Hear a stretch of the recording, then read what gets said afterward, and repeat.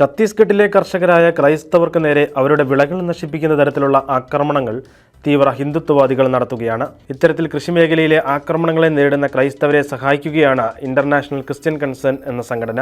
ഞങ്ങൾ കഴിഞ്ഞ വർഷം നല്ല വിളകൾ നട്ടുവളർത്തിയിരുന്നു. പെട്ടെന്നൊരു ദിവസം ഞങ്ങൾക്കെതിരെ ആക്രമണം നടന്നു. എല്ലാ വിളകളും മൃഗങ്ങൾക്ക് തിന്നാൻ പാകത്തിന് അവർ ഞങ്ങളുടെ വേരുകൾ നശിപ്പിച്ചു. ഞാൻ കഠിനാധ്വാനം ചെയ്തു വളർത്തിയ വിളകളെല്ലാം മൃഗങ്ങൾ തിന്നുകളഞ്ഞതായി ഒരു കർഷകൻ വെളിപ്പെടുത്തി. ഇതൊരാളുടെ മാത്രം അനുഭവമല്ല. നാളുകളായി ഛത്തീസ്ഗഡിലെ ക്രൈസ്തവരായ കർഷകർ നേരിടുന്ന പ്രതിസന്ധിയാണ്. ഇതിൻ്റെ ഫലമായി പല കർഷക കുടുംബങ്ങളും പട്ടിണിയിലായി. പുതിയ കൃഷി ഇറക്കാൻ ആവശ്യമായ വിത്തുകളോ വളമോ അതിന് മുടക്കാൻ പണമോ ഇല്ലാതെ കഷ്ടപ്പെടുന്ന അനേകം കർഷകർക്കാണ് ICC താങ്ങായി മാറിയത്. 50 കർഷകർക്ക് സംഘടന അവരുടെ കൃഷിയിടങ്ങളിലേക്ക് ആവശ്യമുള്ള വിത്തും വളവും വാങ്ങിക്കാൻ സഹായിക്കുകയും അതിൻ്റെ ഫലമായി അവർക്ക് വീണ്ടും തങ്ങളുടെ വരുമാന മാർഗം കണ്ടെത്താൻ സാധിക്കുകയും ചെയ്തു. സംഘടനയുടെ പ്രവർത്തനങ്ങൾ സംസ്ഥാനത്തെ ക്രൈസ്തവർക്ക് ആശ്വാസമാണെങ്കിലും വർദ്ധിച്ചു വരുന്ന മതപീഡനങ്ങൾ അവരിൽ വലിയ ആശങ്ക സൃഷ്ടിക്കുന്നുമുണ്ട്.